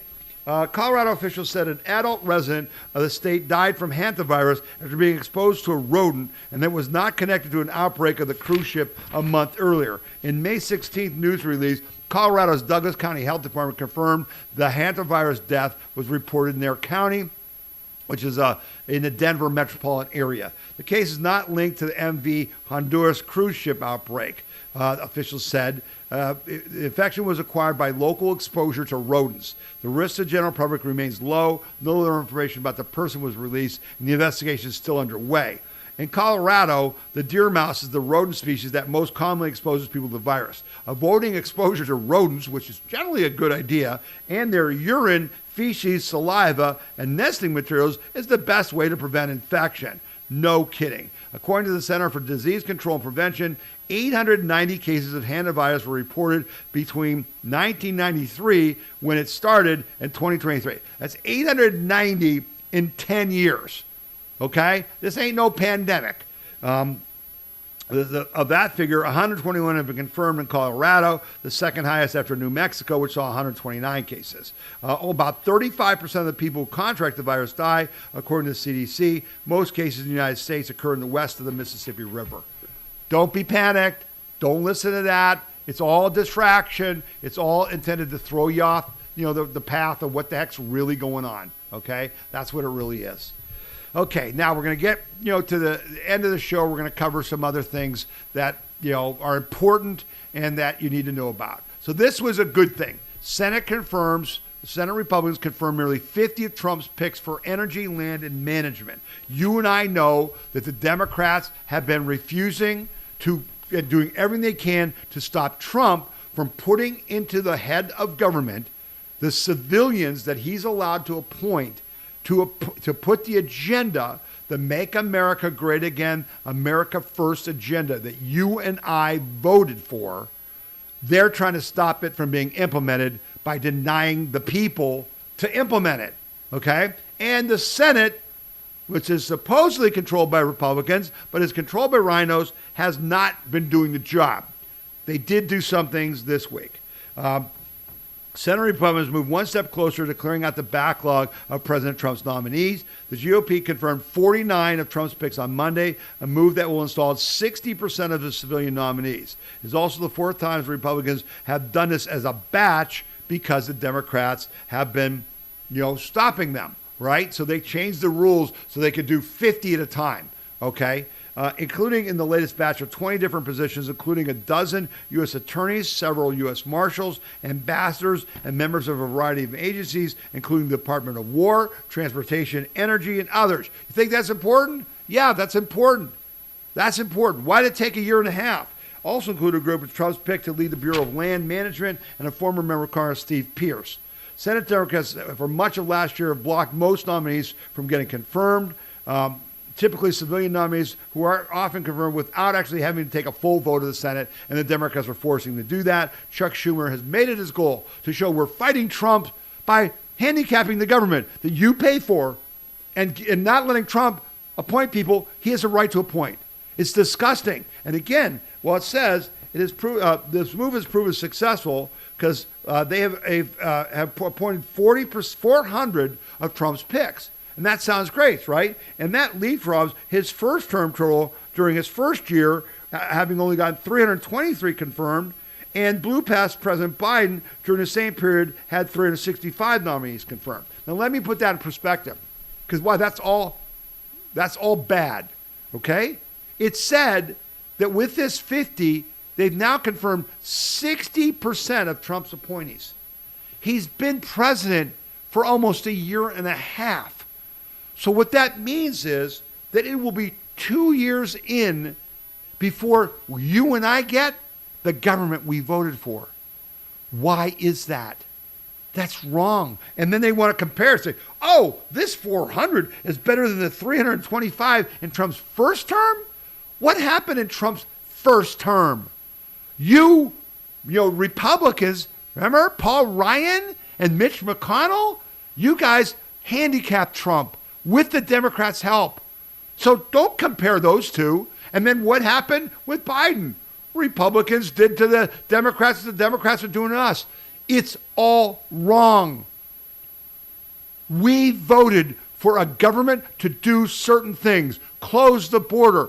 Drill, baby, drill. Right? We want that done. You cannot, you should not, you must not deny us of that. This is wrong. And then they don't let us do recess appointments. They don't let Trump do recess appointments, which happens when you go home, okay? And the president, if you're gone for 3 days, the president can appoint anybody he wants. Republicans haven't done that once. Republicans haven't done that once in the House and the Senate. Yeah, because they're not Republicans. They're RINOs. And they hate Trump, and they hate you and me, and they don't want this to go, don't want our agenda passed, okay? They don't want to pass the SAVE Act. Oh yeah, so what did they do? Senate GOP delays ICE and Border Patrol funding amid row over anti-weaponization fund. The $1.8 billion fund was created as part of the settlement to end Trump's $10 billion lawsuit against the IRS over the leak on his tax returns by a government contractor. Senate Republicans on Thursday delayed a planned vote on reconciliation package to fund immigration, ICE, and Border Patrol until June amid an ongoing row over the Department of Justice doing this fund. Republicans, it's your fault. ICE, Tom Homan, those guys, the Democrats defunded ICE because you let them. because you didn't get rid of the filibuster, because you didn't make the most strategic moves, and now because you don't like the fact that J6ers might get restitution for the crimes committed against them, you go home. You just go home. The delay comes after Trump also earned the ire of some Senate Republicans by endorsing Texas Attorney General Ken Paxton over Senate John Cornyn. In the wake of the record-long Department of Security, Homeland Security shutdown, Republicans sought to separately pass a reconciliation bill, but they took their toys and went home. How is this representative government? How can you not pass? I mean, what number of people want ICE and DHS funded? Like 85%? Even Democrats want it funded. Why aren't they passing it? Because, Trump wants to give restitution to those crazy MAGA people. These are Republicans saying this, okay? It's an outrage. The Senate adjourned for Memorial Day recess on May 21st without final passage of the roughly $72 billion reconciliation bill that would fund the U.S. Immigration and Customs Services and Border Patrol after initial GOP division, internal GOP division over the $1 billion and Secret Service Security Fund and the $1.8 billion Department of Justice anti-weaponization settlement. The $1 billion Secret Service Security Fund is the ballroom money. These are Republicans now fighting Trump on the ballroom and on funding Secret Service to protect Trump and on funding the biggest thing that you and I voted for, border security. Republicans aren't funding it because they don't like that Donald Trump endorsed Ken Paxton against their buddy, John Cornyn, and they don't like the fact that you might get restitution. It's wrong. So the Trump administration pushed back, right? They aren't taking this. In the nearly $1.8 billion fund created by the Trump administration to compensate those who alleged they were victims of weaponized justice departments facing its first legal challenge as police officers who defended the U.S. Capitol during the events of January 6th have sued to block the creation of an anti-weaponization fund that would dole out money to victims. Those victims would include people who were jailed and fined for actions taken on January 6th, which the group said meant it would finance the insurrection and paramilitary groups that committed violence in Trump's name. What a bunch of crap. What a total lie. Democrats are going on the attack over the fund, arguing it is a corrupt abuse of power. Trump is trying to commandeer nearly $1.8 billion in taxpayer funds to bankroll a slush fund for January 6 cop beaters and agreed MAGA foot soldiers. Representative Jamie Raskin, who's one of the biggest liars on the planet, said on Wednesday. Oh yeah, cop beaters. Yeah, we weren't beating cops. Cops were beating us, all right? This was a planned effort, and that's what's coming out and will come out. And so this is all, bullcrap. And, and I love this. It's trying to commandeer nearly $1.8 billion in taxpayers' funds to bankroll a slush fund. Yeah, well, what was the $9 billion in Minnesota? A slush fund? How about the millions and billions in Maine? How about the $1 billion here in Ohio that you took to give to groups that were stealing our money? That's not a slush fund for you guys. How about USAID? How many billions were that stolen? But $1.8 billion to compensate people who had the book thrown at them for doing nothing but walking through a building when the government opened the doors and invited them in? Yeah, well, no, we can't do that. We can't do that. Well, yeah, well, here was a little caveat that you didn't hear about that'll be linked on our podcast page that was in the press release when the DOJ announced the settlement. And I said on X, for those of you on the left who are screaming about Trump's $1.7 billion deal with the IRS to set up a fund to pay victims of Biden's weaponization, guess where the legal precedent for this came from? What's the legal precedent? This is not new. This is not I made out of whole cloth. Yeah, listen up. There's a legal precedent for such a fund, most notably the Keeps Eagle case, where the Obama administration created a $760 million fund to redress various claims alleging racism against the federal government over a period of decades. The federal government had racism. In Keeps Eagle, hundreds of millions of dollars remaining in the fund were distributed to nonprofits and NGOs that never made claims whereas any money remaining in the anti-weaponization fund will revert to the federal government. The Obama DOJ settled by putting $680 million from the judgment fund into a bank account for a single claims administrator to dole out. In Keepsiegel, the remaining money, which ended up being over $300 million, was not distributed to the entities that had not even submitted claims. It was distributed to entities that had not claims. Wow, a total scam and theft by Obama and the left. This fund is going to stay in the government. It's going to be scrutinized. Cop beaters won't get funds, but the people who are wrong will get funds. And oh yeah, don't forget the Christians who you broke down their doors and their families were terrified and you put in prison for praying outside of abortion centers, right? How about Roger Stone? How about, Papadopoulos? How about the peoples that were hurt by our government? But see, what in Congress, the Senate Republicans are terrified. Mitch McConnell said this is stupid. This is unbelievable. It's immoral. It's immoral? Hey, Mitch,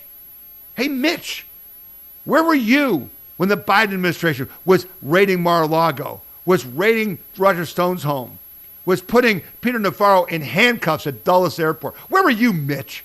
Yeah, you were cheering it on, you bastard. You were all for it. And how dare we get money, get restitution when you see it every damn day.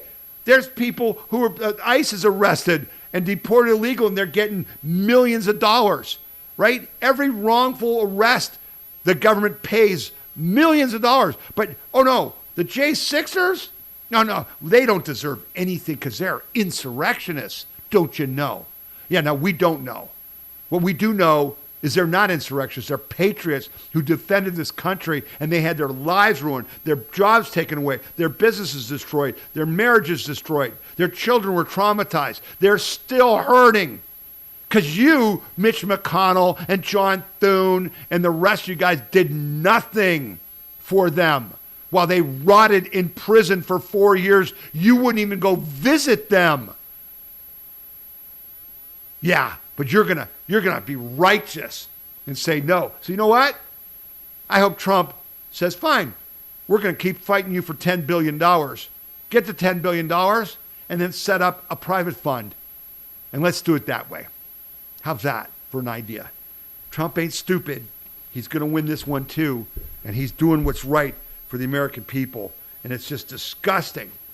Just disgusting that they can do this. And you can have a lot of people who are going to be able to collect from this fund that has absolutely zero to do with January 6th.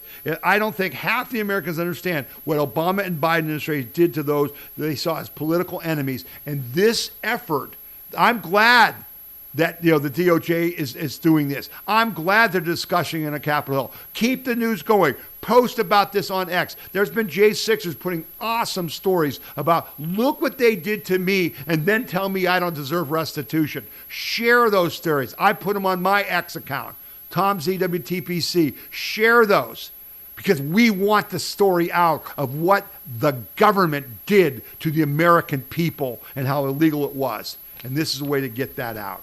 It's awesome. Okay? So anyway, I want to play this next video for you because I know that many of you, the majority of you, are so upset that so little has been done with Comey, with with Biden, with Eric Holder, with Hillary Clinton, with all of them who are the real insurrectionists, who are the real traitors, who sold our country out to the Chinese and to the Russians, okay, for personal gain. That tried to rig the 2016 election and then destroyed the president's first term in office and then tried to put him in prison for life and then tried to kill him and tried to put us in prison for life and tried to kill us and tried to take our country. And we haven't seen justice yet. Maria Bartiromo, and if you don't watch Sunday mornings with Maria Bartiromo, you've got to start doing it. But go back and watch last week's show because she went to war on the acting AG Todd Blanche, and she wouldn't give up. But he had some hopeful news, so I'm going to play this partial clip. I'm not going to play the whole thing, but Listen to what he says. It should give you hope for the future. And it backs up things that you've been hearing, and I've been playing for you for John Solemn and other ones like that. So listen what this exchange was like last Sunday morning. We're finding out some incredibly troubling things, and at some point at the right time, that will be made public, and the American people will see exactly what happened to this administration and President Trump over the past decade. Well, I mean, the country was ripped apart. We all know that. Half of the country said he colluded with Russia. The other half said, no, it didn't. I mean, it ripped the country apart. But you say when the time is right. When is the time right? When should we expect these charges of conspiracy? Well, I mean, look, as has been publicly reported, the Southern District of Florida has an open criminal investigation. That involves hundreds of subpoenas. It involves hundreds of witnesses. And so as far as timing and when we can expect it, we are working hard and we are working efficiently, but we are going to do it right. We are not going to rush something that isn't ready. We're not going to reach a conclusion before our investigation is over. But I assure you, and I assure the American people, that we are completely focused on it. Okay, well, I don't know what is not ready. I mean, we've been watching this play out for a long time, and viewers and people watching are frustrated because it just keeps happening. Weaponization keeps happening because it's not corrected the time. So you can see her frustration, and I think it reflects your frustration, but you can also see that he gets it, and he's assuring us. What's the problem? The problem is leftist judges. The problem is leftist juries. The problem is this is huge. This is huge. This is going to be the case of all cases. It takes, like he said, hundreds of witnesses, hundreds of subpoenas, grand juries. Okay? These people are going to talk. They're going to give evidence about election fraud. They're going to give evidence about, money laundering, foreign interference, all this stuff. It's the RICO case. It's where Joe DeGeneva is being brought into Florida to do this. It's cooking. I believe it's going to happen. I don't think it happens till after this election because you're going to need action after it happens, legislatively, etc. That's why it's real simple. We've got to win this November. If we don't, it all goes away. If we do, it's all going to get fixed for the long term, for real, not just paper, not just words, real. Okay? I wanted to play that for you so you would have some hope that they get it and they're working on it. All right? Keep praying for them. Pray for Todd Blanche. Pray for the Trump team. My goodness. As you can see from Tulsi Gabbard, man, you didn't win a prize being on the Trump team. You're paying a hell of a price, personally. And so pray for those people who are fighting for us, okay? Todd Blanche ain't going to be a billionaire because of what he's doing in government. He's sacrificing for us. Pray for him and his family.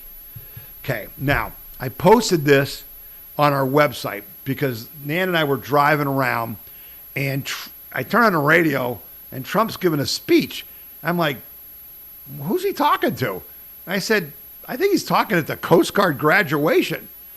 And it was an interesting speech, a typical Trump speech. And he's talking about how he's got more ships. The U.S. Coast Guard is going to be like the second biggest Navy in the world compared to our Navy after he's done. I mean, they got like 45 ships coming, all these icebreakers for the Greenland thing and all that stuff. And it was a good speech. And I posted it on our website, okay, in the video section. You can see the whole speech. But I put this 10-minute clip up there where Trump gave advice to the cadets. Now, I'm not going to play the whole 10 minutes, but I want to give you a feel for this because this is classic Trump. You should play this for your kids, for your grandkids. You should watch it yourself. Let me just give you a couple minutes of it here at the end of the podcast. But beyond that, it's just a very special group of people, and you are a very special group of people. As you begin your important new missions and your mission in life, today let me leave you with a few words of advice to maybe help you a little bit on your way. First, most important, never ever give up. Never give up. They ask me, how do you be successful, sir? Starts with never give up. I've learned a lot about life, but the one thing I've really learned is that perseverance, never quitting, never giving up is a big deal. You'll be right there, right at the gate, and you've seen it. You've seen it in sports. You've seen it. They're right there at the gate, and they give up. Never give up. And whatever happens, no matter where you are in life or what situation you find yourself in the seas or anywhere else that you may be, keep pushing forward. Always push forward. Never stop pushing forward. No matter how terrible the storm, no matter how difficult the mission, never surrender. Keep going, keep fighting, and make the adversary quit first. Let them quit. They're going to quit if you keep going. Second, at this pivotal time of transformation for our armed forces, you have to think big. It's much better thinking big. Small solutions yield small results. Only big ideas will yield to tremendous change and greatness. Americans do not want to live in a world ruled by someone else's big ideas. Live in a future and shape your future, and you want to dominate your future, and you want to dominate it for your great military and for your country. Think big.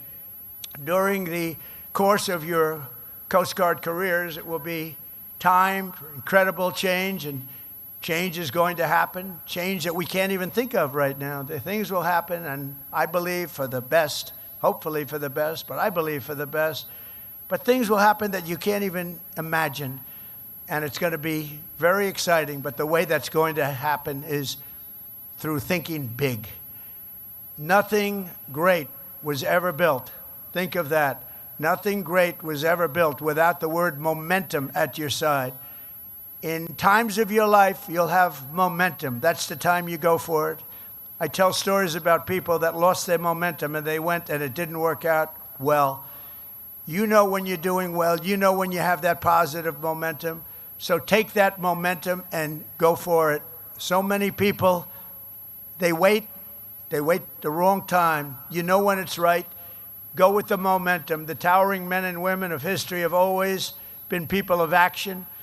You answered the call to serve, and now you need to make sure that most of your time is spent on very important roles in life. You've done a lot, and you've had a lot of relaxation. Frankly, if you enjoy what you're doing, there's no such thing as work. It's not work. What you're doing, I would say with most of you, it's not work. What you've done is a lot of work, but it's not work.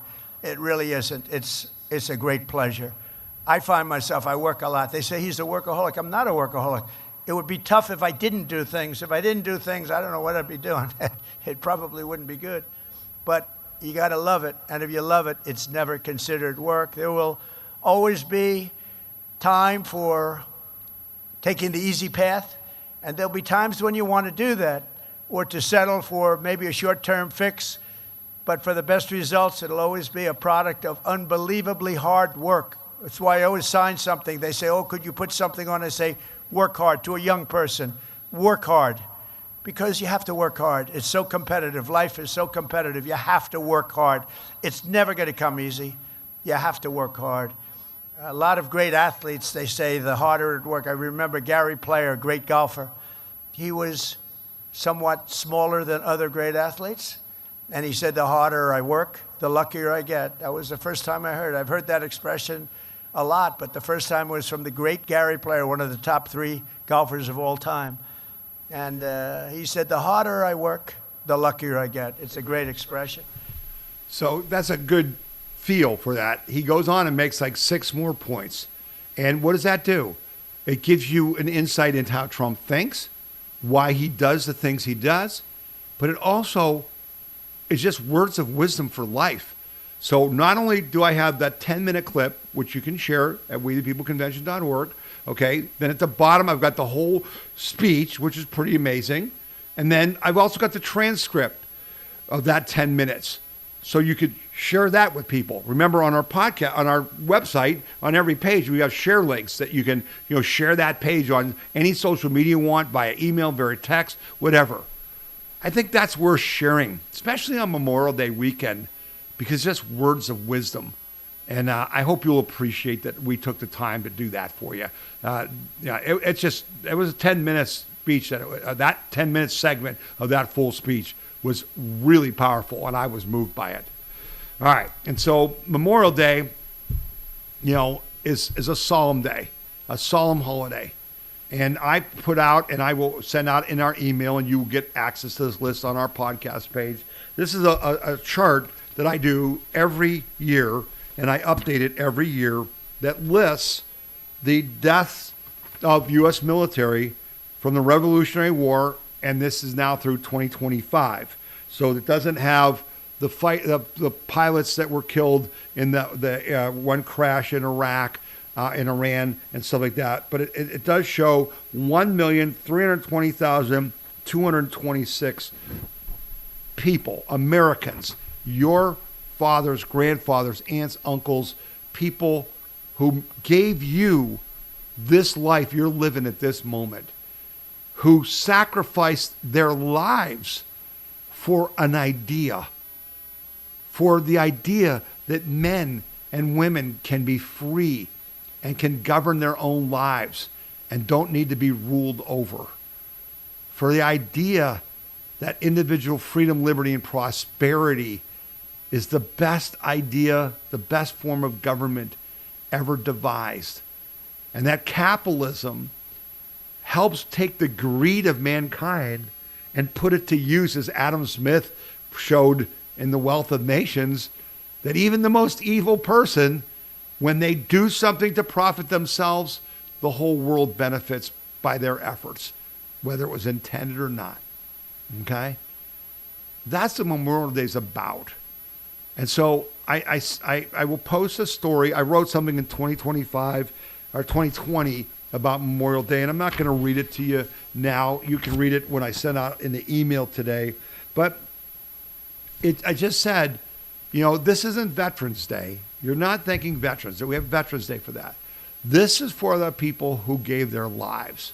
In our family, Adam Hamilton, who went to school with our son Michael and our daughter-in-law Latifah and our daughter Sarah, he died in Afghanistan. We love him. We'll never forget him. He gave his life in service to our country in combat. You guys know people like that too. Say their names. Talk about them. Show their pictures if you got a picture. Remember, and many of us who are older in our 70s and 80s and 90s, you remember, aunts and uncles and brothers and sisters who died in Vietnam, in Korea, and even World War II. We've all been touched by this. That's what this holiday is about. Take the opportunity.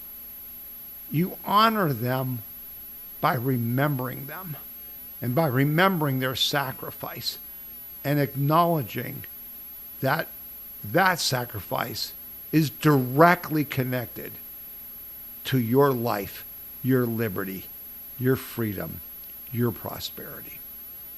Okay? All right. Have a great, great holiday. Remember, it's the 250th anniversary. Ask people, how are we going to celebrate? Let's talk about the people in our community who, did great things and helped make this country great. And if you want one of these banners, we've recently had a rash of people who've ordered them, and I apologize. I wrote to one person this morning. I missed their order. So if you order a banner and you don't hear from us in within a week or so, send me a reminder. Say, hey, Tom, where's my banner? But we're getting them out the door, and we put ours up here at our house for Memorial Day weekend, a big 10-foot sign with that on there, because we're proud of our nation, and we're going to celebrate what we, the people, have done to make this nation great, how much we have achieved, like that SpaceX rocket going up, and what we're doing going into the future. Enjoy the holiday, okay? But most of all, tell people about this podcast. Get others to watch it. If you disagree with me, write to me at info@wethepeopleconvention.org. Tell me, Tom, I disagree with this. Here's a story you didn't cover that needs to be covered. Thank you for what you did here. I agree with that.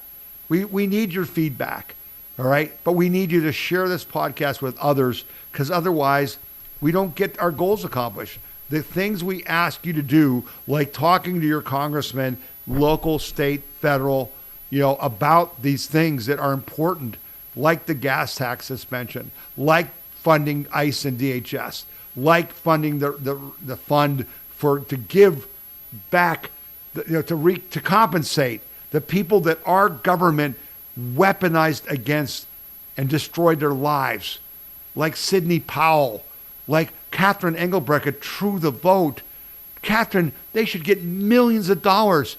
The Biden DOJ and FBI put Catherine in frickin' prison for a week because she gave them the IP addresses of the servers in China that had the voter lists from Detroit and Pittsburgh on them. That's who that fund is for. Tell people that. Defend it. Because what are we about? We're about freedom and justice. Equal justice under the law. That is the main fight. Not revenge. This isn't about revenge. Jim Comey was revenge. Hillary Clinton was revenge. Obama's revenge. Biden's revenge. We are for justice. We're not going after anybody illegally. We're not making up crimes. We're trying to charge them with real crimes, and the lefty judges won't do it because they're not for justice. They're not fighting for America, for our way of life, for our values. You and I are. And I thank you for it. And I love you for it. And I appreciate all that the people who watch this podcast have done. The blood, sweat, tears, and money that you've given for 17 years, man. I know this is real war. I know we've paid the price. I know, that our friend Charlie Kirk was murdered because he was defending our country, our values, our way of life. We've paid a hell of a price, but it's been worth it. The 1.3 million who died for this country, they should be, they're in heaven and they're proud. They're proud of what we've achieved. They're proud that we're still achieving. They're proud of what we're doing to free the world, to free the Iranian people, to free Cuba. They died for that. They're proud of America. You be proud of America. And you talk about all the great things we've achieved. Okay? Have a great Memorial Day holiday with family and friends. Honor those who've paid the price. And God willing, we'll all be back again together next week. May God bless you and continue to bless the United States of America. You've been listening to the We the People Convention weekly news and opinion podcast. And my name is Tom Zawistowski. See you next week.